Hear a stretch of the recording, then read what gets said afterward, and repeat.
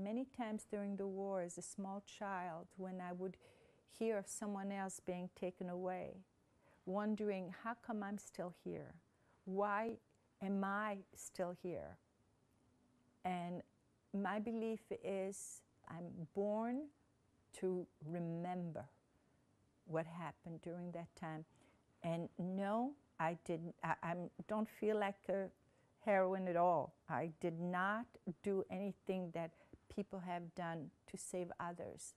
But at least I am here to talk about the fact that, yes, I did live in Brussels at the time. When the war started, we were all told that we had to wear the Jewish star, which was very customary at the time.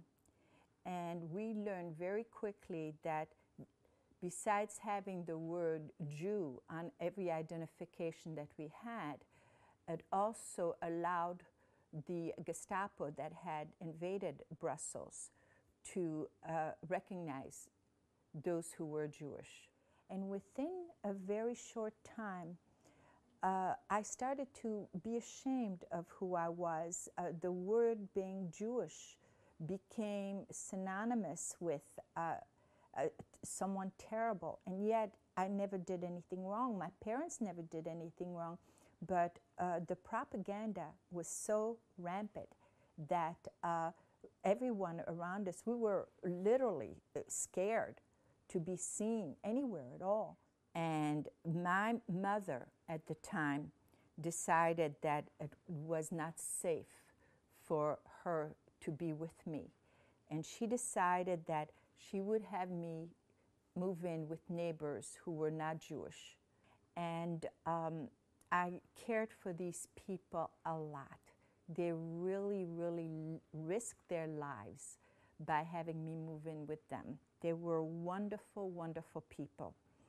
And in the meantime, my mother, as I said, moved in with my Aunt Dora and my Uncle Bert.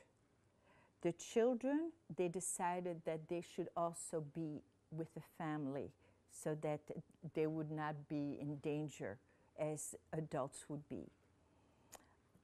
Unfortunately, the Gestapo found out that they were all living together. And they went in and they took my Aunt Dora, my Uncle Bert, and my mother. And that was the last that I heard from my mother and my Aunt Dora, because they were taken to Auschwitz, where they lost their lives. From what I've been told, it was the usual way that they exterminated the Jews at the time. My cousin Nina, she was around 17 when the war started, and the whole family was already working in the underground, and she told her father and my father that unless they allow her to do something, she might as well turn herself in, because she is not willing to just sit there and do nothing. So they allowed her to go on her bike and to sneak ammunitions to the underground. Unfortunately, someone turned her in, and she was also taken to concentration camps. She was taken to Auschwitz. The reason that she is alive today is that she lied. She said that she was 21. Had she said that she was younger, she probably would not have been spared. And also the fact that she was a beautiful girl didn't hurt any. So you can imagine what she might have had to do.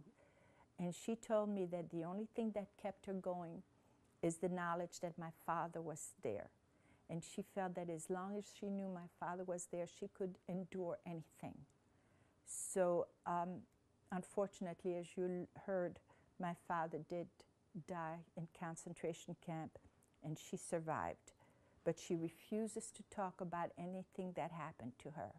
As a small child, when I was told that it was not right, to live as a Jew, I started to believe it. I started to be ashamed of the fact that I was Jewish.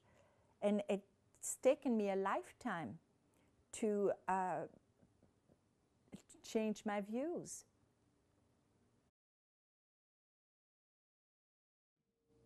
Mom was born in 1921, shortly after World War I was ended, and nobody had any money. Everybody was poor, and she was hired in for room and board by an affluent Jewish family.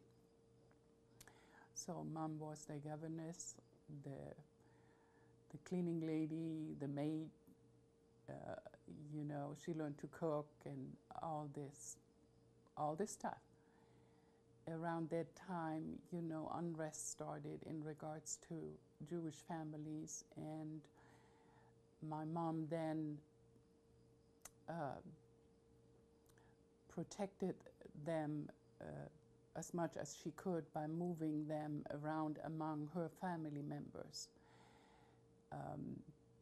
She told me that they spent a couple nights at her brother's and at her sister's, and then switched. There was rooms in the attic, and you have those gables and a wall going down. But between the wall of the room and the house wall, there was space used for storage, and that's where they were. When it came to the point where they couldn't do it anymore, I'm sure my mom was heartbroken. Well, to my parents, they did what they were raised to do, you know, to protect and help each other, you know. They were not proud of it. They just did what they felt was right. When the war ended, her family was in the part of East Berlin. So when I was a child, every year in summer vacation, we went over there because all her family was still living there. Her brother, my uncle, 2 aunts, and we visited. And I can only vaguely remember that we visited one person that was not a member of our family, and I was too little, too small to know. And Mom didn't share that because it was just hard. And I remember the person that I didn't know was warmly greeted by my mom and this elderly woman. And this elderly woman called my mom Kitty Line, which is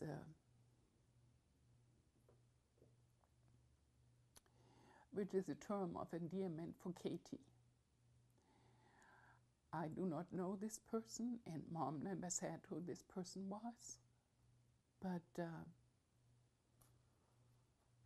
later on, I made an assumption that it was maybe one of those people, but I cannot say that for sure.